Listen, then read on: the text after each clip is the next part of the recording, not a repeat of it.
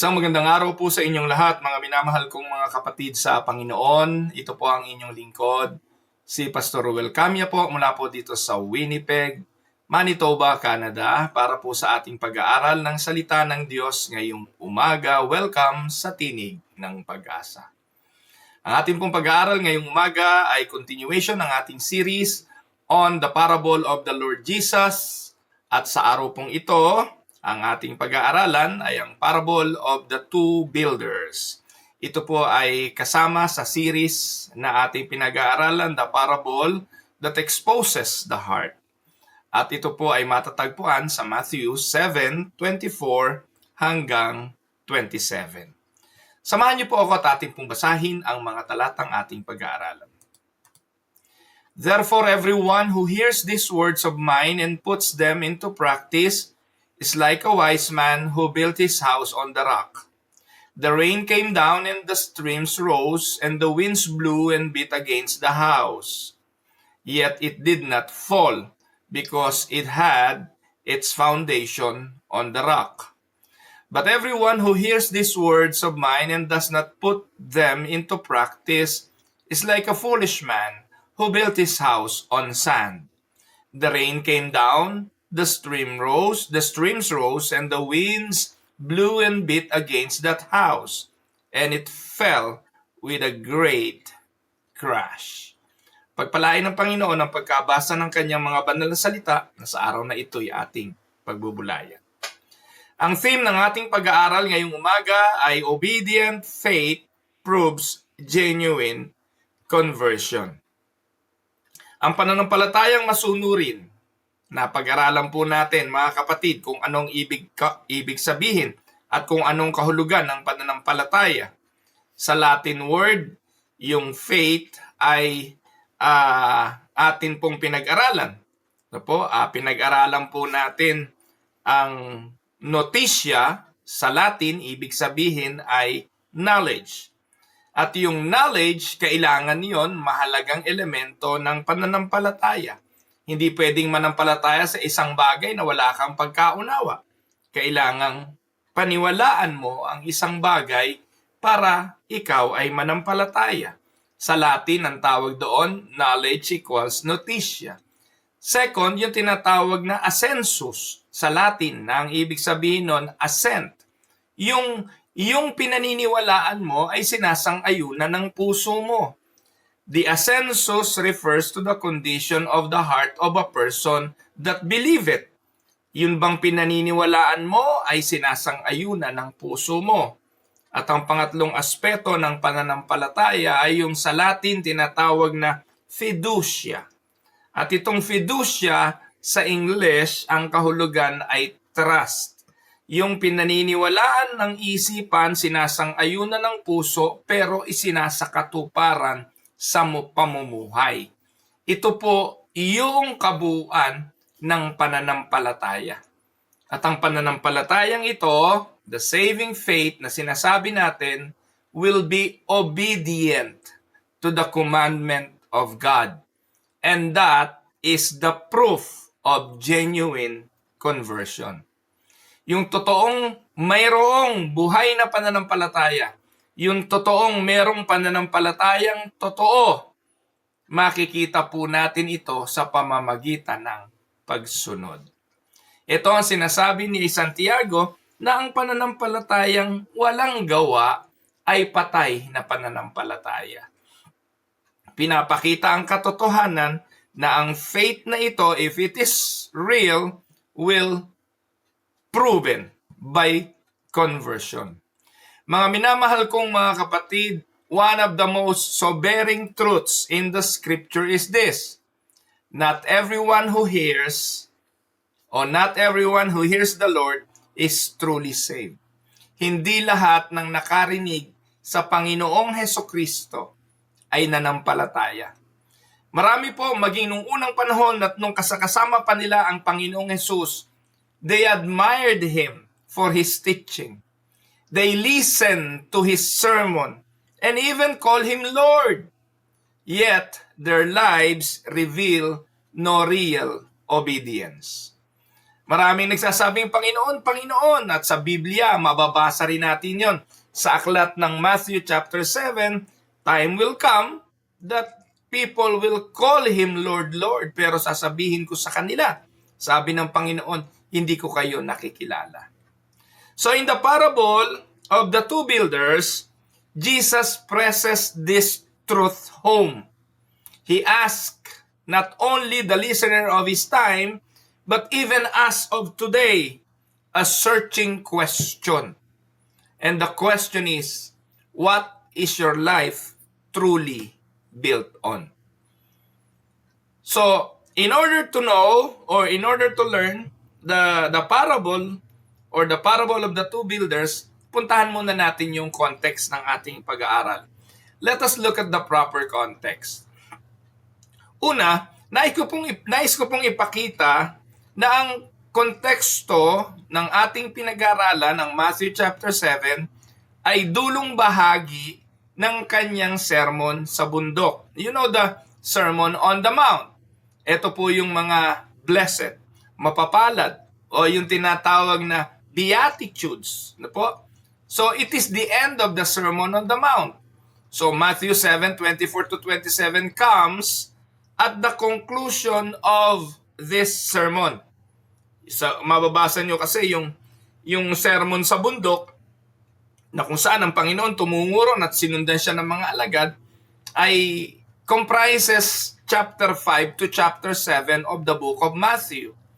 Kaya yung chapter 7, dulong bahagi na ito noong sermon sa bundok at matatapos na yung sermonan. Yeah, so ganun po yung context noon.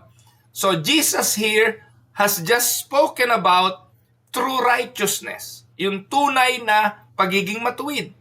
Ang pagiging matuwid ay hindi po sa pamamagitan ng mga gawang panlabas. At doon po ay pinatunayan niya sa chapter 6 ng Matthew yung tamang paglilingkod, yung tamang pananalangin, tamang pag-aayuno, tama pong pagbibigay. So doon po tinalakay niya yun. Kaya yung Matthew 5 hanggang 7, it is all about the teaching on righteousness. Na hindi ito external. Walang silbi kung nagdadasal ka tapos pakitang tao. Walang silbi kapag nagbibigay ka tapos pakitang tao. O yung nagfa-fasting ka tapos pakitang tao. Dapat yung tunay na kabanalan at ang tunay na pagiging matuwid nagsisimula yan sa puso. At tapos na pong talakayin ng Panginoon yon. Sumunod, tinalakay din niya yung narrow gate and the hard way sa Matthew 7:13-14. Palapit na tayo ng palapit doon sa ating talata. Ito na yung context, hindi po ba? And then, pagkatapos niya pong talakayin yung maluwang na daan at yung makipot na daan, at ang sabi niya, marami ang dumadaan doon sa maluwang kasi magaang yun, madali yun, pero yung daang makipot, konti lang makakasumpong kasi mahirap yun. And then, after na madiscuss ng Panginoon yon, tinalakay niya yung false prophets and false professions. Matthew 7:15-23. Na kung saan, doon ko po binanggit kanina yung Matthew 7:21-22 na marami pagdating ng araw, magsasabi sa akin na Panginoon, sa pangalan mo, nagpagaling kami ng mga may karamdaman, gumawa kami ng himala, nangaral kami. Pero sabi ng Panginoon, hindi ko kayo nakikilala, mangagsilayo kayo sa akin. At pagkatapos ng mga bagay na yon na tinuro ng Panginoon, sa Sermon on the Mount, tinapos niya ito with this parable. The parable of the two builders. And this parable is Jesus' final warning. Take note mga kapatid. The parable of the two builders is not addressed to the pagans. This parable was not given to the pagan. It was given by Jesus to the religious hearers. Sa mga taong simbahan, sa mga simba ng simba, sa mga taong laging nakikinig ng sermon, patas-tas ang kamay sa pagsamba at pagpupuri sa Diyos, yung hindi pumapalya, yung nagbibigay, nag-iikapo, yung mga nananalangin, nag-aayuno, those religious people. At ang sabi po ng atin pong pinag-aaralang parable ngayon, merong dalawang builders. And these builders both they built something. Because Una, they hear the same words. They face the same storms. And they build a house that looks similar on the outside. May dalawang builder, parehong nakarinig ng salita, parehong dumaan sa unos, at parehong nagtayo ng bahay na panlabas ay magkamuka naman. But the difference between the two builders is underneath, below the surface, and that is the foundation. Mga kapatid, do not be fooled. Maaring sa tingin ng mga tao panlabas, o do not be fooled by others and do not be foolish at the same time. Pwede tayong madaya ng iba dahil sila ay nagsasabing sila ay mga Kristiyano, ay tunay nga silang Kristiyano. Ang sukatan niyan ay ang foundation. Masusubok ng panahon, masusubok ng unos kung talagang totoong nasa Panginoon. At tayo naman sa ating mga sarili, huwag tayong magyabang. Baka tayong nagsasabing tayo nasa Panginoon, kabilang tayo sa Matthew chapter 7 verse 21 na sasabihan ng Panginoon na lumayo kayo sa akin, hindi ko kayo nakikilala. Kaya mahalagang pag-aralan natin ang parable na ito. So, let us go now at isa-isahin natin ang mga talata and see what the parable is all about. Unahin natin yung wise builder. So itong wise builder, they hear the word and they do the word. Hearing and doing.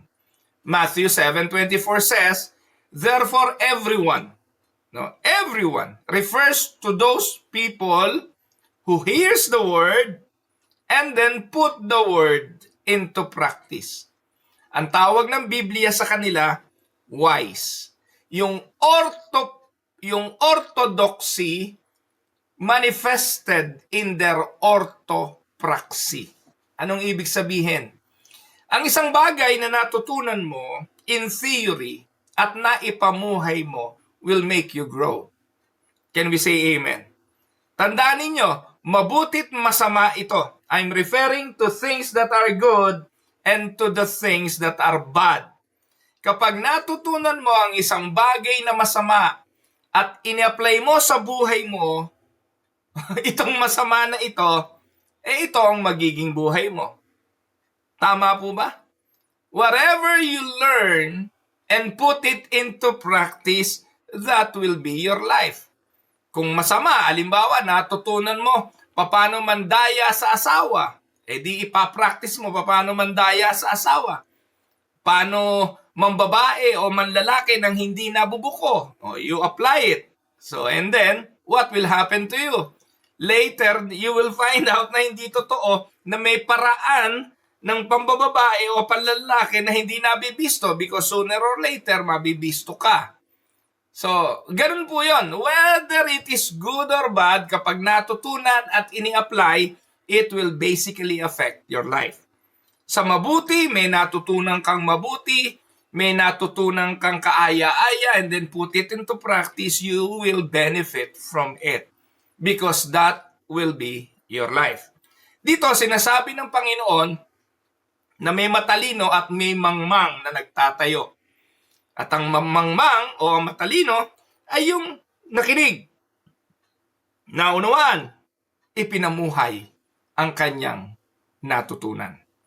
Sabi diyan, here's Christ's word. The wise builder represents the person who hears God's word, believes the word, and submit to it in obedience. And the Bible considered that man as wise. So, the rock is not moral effort or good works. The rock that was referred to in the parable is no other than but Christ Himself and His Word. Take note, yung pong bato na pinagsasaligan, hindi morality. Hindi yung pagiging hindi babaero, hindi pagiging sugarol, hindi pagiging maunawain, hindi yung mga yun. Those are moral things and those are good. But hindi iyon ang saligan ng ating mga pananampalataya. Ang saligan ng ating pananampalataya ay walang iba kundi si Kristo mismo at ang kanyang mga salita. So, marami kasing mga tao, mga kapatid, di naman talaga ng bababae. May kilala po ako, hindi naman babaero. May kilala po ako, hindi nagsusugal. May kilala po ako, hindi naman naglalasing. Mabait, pero hindi Kristiyano. Hindi naniniwala kay Kristo at itinatanggi ang ating Panginoong Hesukristo bilang daan, katotohanan at ang buhay. So ang sabi ng Biblia sa Acts chapter 4, wala namang ibang pangalan para ikaligtas ng tao kundi ang ating Panginoong Hesus. So kanino mo isasalig ang iyong buhay? Sa pamamagitan ba ng paggawa ng mabuti lang? At ang realidad, mga kapatid, lahat naman ang namamatay pag nasa ataol na. Sinasabi ng mga taong nakapaligid mabait naman yan. Yan naman hindi kasing sama ni Benny Abante o kaya ni Eddie Villanueva o ni Joel Villanueva, mga kunwaring mga banal-banalan pero mga magnanakaw din naman, o kaya ng mga tulisan sa Senado o Kongreso. Hindi yan katulad ng mga yon. Mabait naman yan hindi yan drug addict. Walang pinatay na tao yan. So yun po kasi ang sukatan natin ng pagiging ligtas ng isang tao. Yung nakapag-establish siya ng isang moral life na sa paningin ng mundo ay passes para magmana ng buhay na walang hanggan. Mga minamahal na mga kapatid, uulitin ko, yung wise builder, kaya hindi nagiba, kaya nanatiling nakatayo, kasi ang pinagtayuan niya ay hindi moral effort, hindi good works. Ang pinagtayuan niya ay si Kristo mismo at ang mga salita ng Panginoon. Amen po ba? So take note, obedience is not the cause of salvation. But, ito ang evidence of genuine faith. Obedience is the evidence of genuine faith. Ang pagsunod ay hindi dahilan ng kaligtasan. Ito ay ebidensya lang ng pagiging ligtas. Amen. Ngayon, sinong biblical example nito? O baka nalito kayo, ulitin ko, Obedience o yung pagsunod sa mga salita ng Diyos, sa sinasabi ng Diyos, pagsisimba man yan, pag-aayuno, pagbibigay sa dukha, at kung ano-ano pang mababait na ginagawa natin, ay hindi dahilan para tayo'y maligtas. Ang mga yon ay ebidensya ng pagkakaroon ng tunay na pananampalataya. Amen? Kaya ang effort ay hindi pa rin sa iyo para ka maligtas. Ito ay galing sa Diyos kasi ang manampalataya sa Kanya, ayon sa Efeso 2:8-9, ay kaloob ng Diyos. For by grace you have been saved through faith, and this is not your own doing. It is a gift from God, so that no one may boast. Amen? Now, humanap tayo sa Bible ng example. Ang una ko pong gustong gamiting example ay si Noah. Genesis chapter 6, sabi ng Bible, muhing-muhi ang Diyos sa kasamaan ng tao. So he decided in his heart, lilipulin niya ang lahat. Pag sinabing lahat, hindi po ba?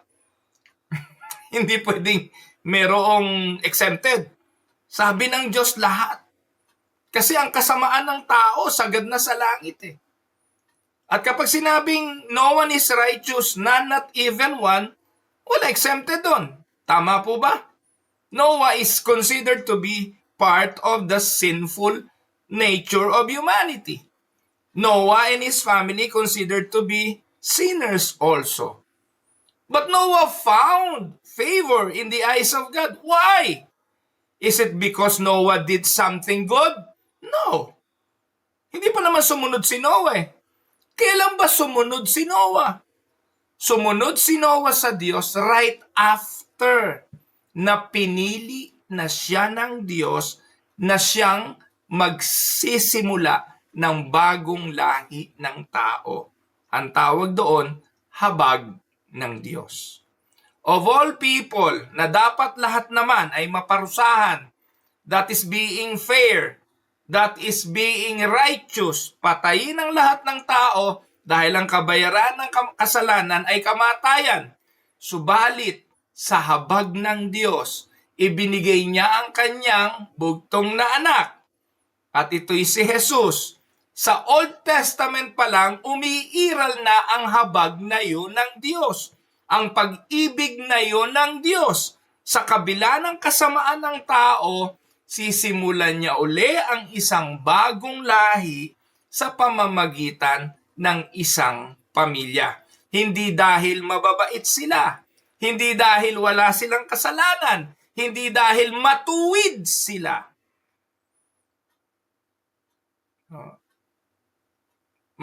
Genesis 6:22 sabi po ron, Noah believed God's warning and he obeyed, even when the world mocked him. But he only able to accomplish those things right after God had chosen him and his family to be saved. Sa mensahe ko kahapon sa anniversary ng East Winnipeg Unida Christian Church, nabanggit ko, no, I do really like the analogy or the story about Noah and the ark. No, diyan po kinukumpara yung ikalawang pagparito ng Panginoong Hesukristo eh. Sabi ng Biblia, yung huling panahon matutulad sa panahon ni Noah.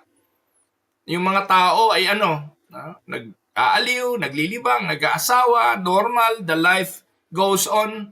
Pero sa panahong yon, biglang dumating ang baha na hindi inaasahan. Ganon din naman ang pagbalik ng anak ng tao sa panahon ni Noah, sa panahon ngayon na hindi natin alam kung kailan, hindi inaasahan, biglang darating ang Panginoon. But I would like to tell you this. Yung arko ni Noah, ang pintuan nito nasa labas. Hindi si Noah ang nagsara ng pinto. Ang Diyos ang nagsara nito. At kung ang Diyos ang nagsara nito, Diyos din ang magbubukas ng arko. Mga minamahal kong mga kapatid, ang arko ni Noah walang steering. Wala siyang timon. Ang arko ni Noah ay nagpalutang-lutang sa kamay ng Diyos. At ang kamay ng Diyos ang nagdala rin dito sa patag at tuyong lupa. Noah just obey God and he fully give God the decision about his life. He just obey God to the dot. He obeyed God by the letter. Kung anong sinabi ng Diyos, iniutos ng Diyos, tinupad lang ni Noah. At yun ay nangyari pagkatapos na piliin muna si Noah ng Diyos para maging susunod na lahi ng tao. That is one biblical example. Another one is Abraham. His faith was shown to be genuine by his obedience. Sinabi ng Diyos sa Genesis 22, James 2, 21-23, na narinig ni Abraham ang utos ng Diyos na humayo, sumunod si Abraham. Palatandaan ng pananampalatayang buhay. Ganon din naman ang mga disciples ng Panginoon. Ang sabi niya sa John 14:15, If you love me, you will keep my commandments. Ang obedience to the Lord ay pruweba ng tunay na pananampalataya. Hindi ito ang dahilan ng ating kaligtasan. So, pangalawa na, pagkatapos nating talakayin yung wise builder, punta naman tayo sa foolish builder. Sino daw yung foolish builders? Those who heard or hear the word without obedience. Matthew 7:26 says, But everyone who hears, narinig din, but does not put what they heard into practice is like a foolish man who built his house on the sand. So the foolish builders also, the same with the wise, heard the word of the Lord. but they just stop there. So ano yon? This is intellectual belief without repentance. Profession without transformation. And religion without submission. Kanina, atin pong kinonsider yung rock at ang sinabi natin, yung rock na pinagtayuan ng wise builder ay walang iba kundi ang Panginoon at ang kanyang mga salita. Now, ano naman ang representation ng sand? The sand represents self-reliance, false assurance, emotional faith, or works-based religion. Mga kapatid, lahat ng yan, pagdating ng unos, guguho. Kapag ang iyong buhay, pananampalataya, ay nakatayo sa buhangin, liglig lang, guguho yan. Konting problema lang, bibigay yan. Kasi ang pinagsaligan, hindi matibay, hindi salita ng Diyos, hindi pangako ng Biblia, kung hindi buhanginan, emotional faith, works-based religion, and false assurance, and self-reliance. Kaya kung inaakala mo na dahil sa mga ginawa mo, kaya ka papasok sa kaharian ng langit, nagkakamali ka. Hindi iyon ang susi sa kaligtasan. And ang biblical examples niyan, una sa banal na kasulatan sa Old Testament, walang iba kundi si Haring Saul. King Saul, he claimed obedience, but he rejected the word of God. Yan. Bakit ba tinanggal si Haring Saul? O yan, kayo na po magbasa. Assignment, 1 Samuel 5:22-23. Basahin niyo po yan, ho? Tapos meron pa sa New Testament naman yung the rich young ruler. Nagtanong kay Jesus, what must I do to inherit the kingdom of God? So, he wanted eternal life. Ang sabi ng Panginoon, sundin mo kautusan. Ginagawa ko na yan. Talaga? O sige, benta mo ari-arian mo, pamigay mo sa mga dukha, and then follow me. So he wanted eternal life. He wanted life after death. He wanted the life after he vanished from this world. Pero he was so attached to this world, he doesn't want to leave this world. He would not surrender his heart to the Lord. Kaya ang sabi ng Panginoon imposible talaga na ang mayaman pumasok sa kaharian ng langit. Huwag niyo pong ma-misinterpret. Hindi palibasa mahirap kayo, passes na yan, papuntang langit. Hindi. That refers to those people who are clinging to this world as if the world is the only final destination of their soul. Sabi ng Biblia, what shall profit a man if he gain the whole world and loses his own soul? So, makikita po natin mga kapatid, na ang sabi ng Panginoon, imposible, not only for the rich, but to those people who are clinging to the world to enter the kingdom of God. Ang sabi ng mga alagad tuloy, kung ganun, Lord, sinong maliligtas? Sumagot si Jesus, and this is very true. Ang sabi niya, sa tao, imposible. Sa tao, kahit sinong tao, kahit kay Pastor Ruel, kahit kay Kibuloy, na siya raw ang anak ng Diyos at may hawak ng susi ng langit, o kahit sinong pinakamagaling na religious leader ng mundo, tandaan ninyo mga kapatid, no one can enter the kingdom of God. It is impossible with men. Kaya nung tinanong siya ng mga alagad, paano po yun? Di walang maliligtas. Ang sagot ni Jesus, with men, it is impossible. Mas madali pa ang camel pumasok sa butas ng karayom. Imagine niyo yun. Paano yung camel papasok sa butas ng karayom? Sinulid nga lang, ubod ang hirap ipasok So ibig sabihin, it is impossible. Huwag nyo nang gawing posible. Meron ako narinig, obispo pinipilit. Hindi, posible yan. Yan ikang eye of the needle Analogy lang yan. Sa Israel, merong eye of the needle. Kailangan lang naman dyan lumuhod para pumasok. Ano? Saan nyo nakita yun? Kwentong barbero lang yun. Sinabi na nga ni Jesus it is impossible with men. But with God, He said, all things are possible. Ang ibig sabihin lang, no, when it comes to salvation, when it comes to inheritance, to inherit the kingdom, it will only be possible with God. Sa tao, imposible. Kaya itong rich young ruler na ito, tungo ang ulo, hindi niya kayang isuko ang kanyang buhay kasi ang pwede lang gumawa ng pagbabago sa puso ng tao, walang iba kung hindi ang Diyos. Another example are the disciples. Sabi nila sa Matthew 7:21, yung mga disipulo yan, sumunod kay Jesus yan. Ito yung mga panahon na kung saan ang Panginoon ay nagpapagaling, nagtuturo, part yan ng sermon sa bundok. Daming mga tao ang sumunod sa kanya, kaya minarapat ng Panginoon umakyat sa bundok para doon, mataas yung kanyang kinalalagyan, narinig siya ng mga tao.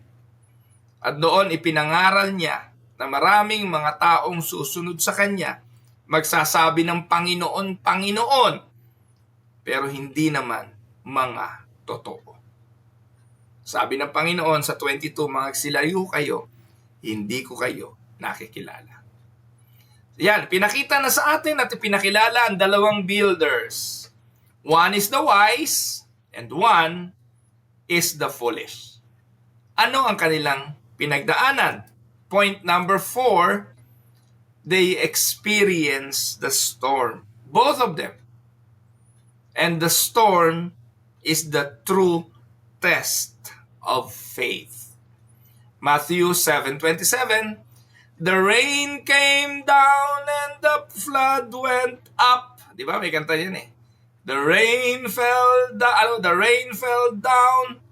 and the flood went up. The rain fell down and the flood went up, and the house upon the rock stood still. Tapos pagdating naman doon sa house on the sand, and the house upon the sand fell down or crashed. Tama? Kanta ng mga bata yan nung araw. So, ano sabi diyan? Dumating ang bagyo. And the storm represents what? Trials and sufferings of life. Temptation and persecution. And ultimately, the final judgment of God. Yan ang representation ng storms. Tandaan mga kapatid, storms do not create foundation. The storms reveal what kind of foundation we have.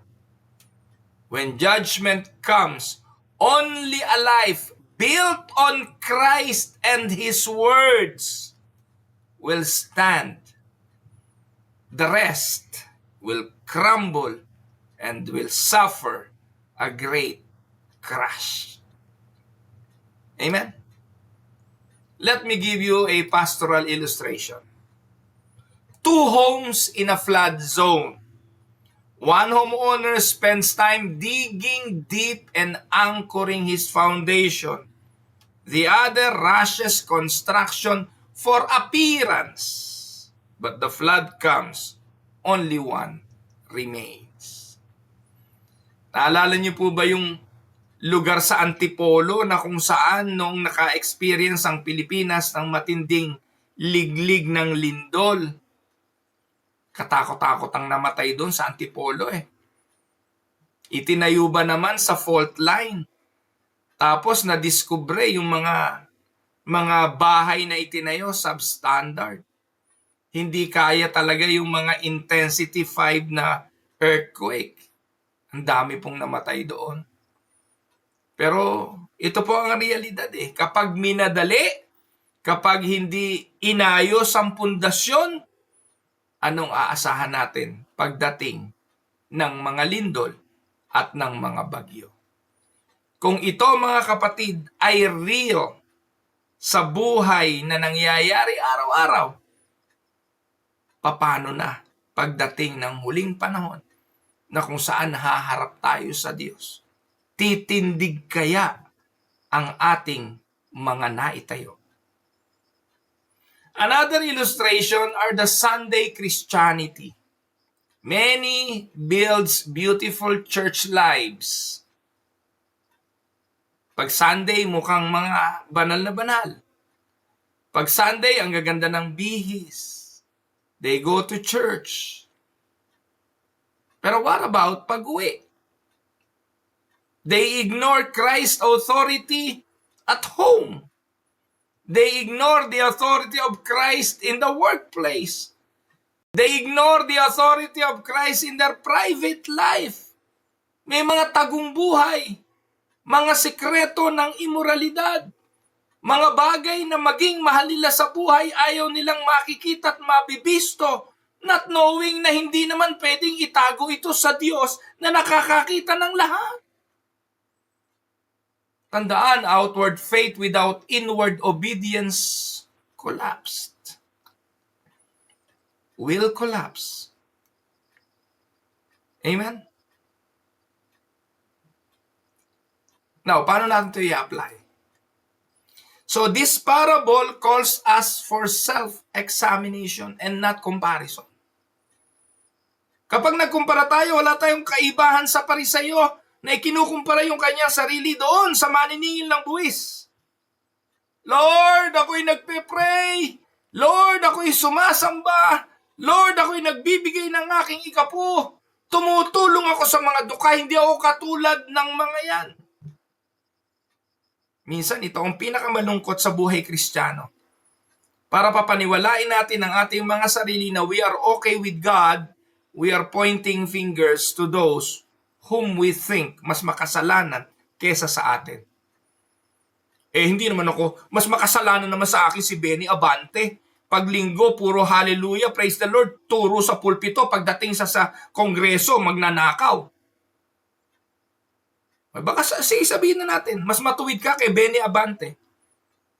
Sabihin na natin, hindi ka sinungaling katulad ni Eddie Villanueva ng JIL. O sige, sabihin natin, mas sinungaling talaga siya. Pero pagharap natin sa Diyos, tatayo ba talaga yung ating pananampalataya dahil ito'y nakatayo kay Kristo o dahil nagkukumpara lang tayo sa itinuturing nating mas ipokrito, mas makasalanan, mas magnanakaw, mas nangangalo niya kaysa sa atin.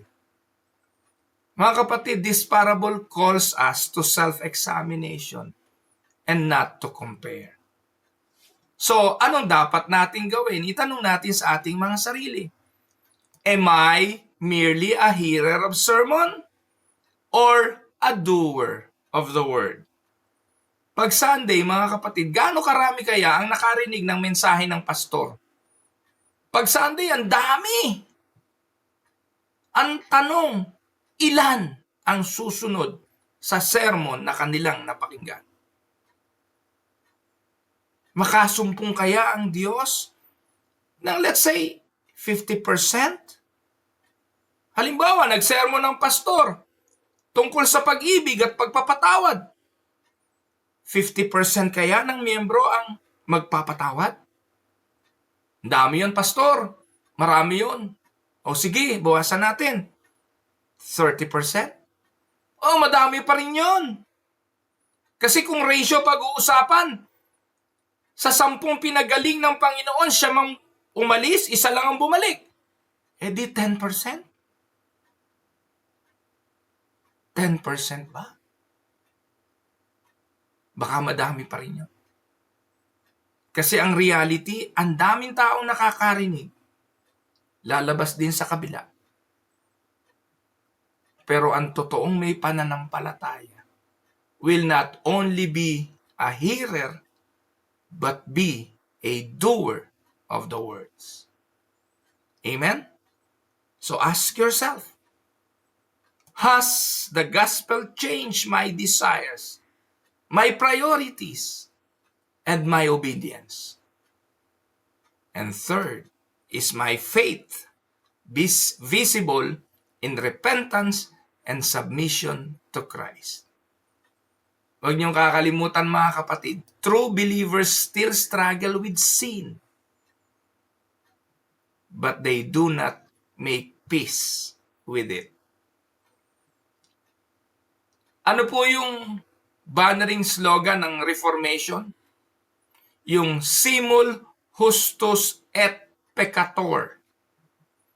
Ibig sabihin nun, simultaneously, we are righteous before God and yet still a sinner. We are still a sinner, but we were made righteous by God.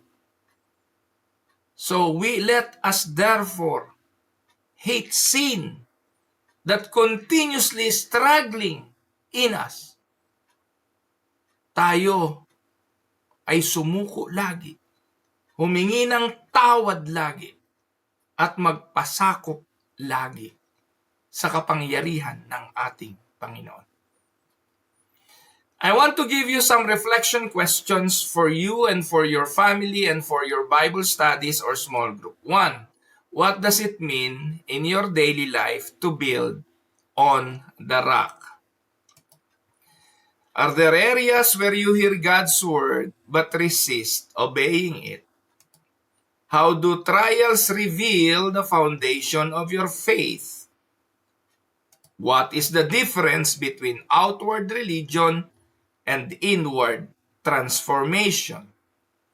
And the last, how does this parable guard us from false assurance? Tayo po'y tumungo, tayo manalangin. Gracious and Holy Father, we thank you for your word that searches our hearts. We confess that it is easy to hear your word, your truth, without fully obeying it. Grant us forgiveness for building on sand and on our wisdom, strength, and comfort. By your grace, O Lord, root us deeply in Christ, the solid rock. And may you grant us through faith that produces repentance and obedience, not to earn salvation, but as evidence that we belong to you.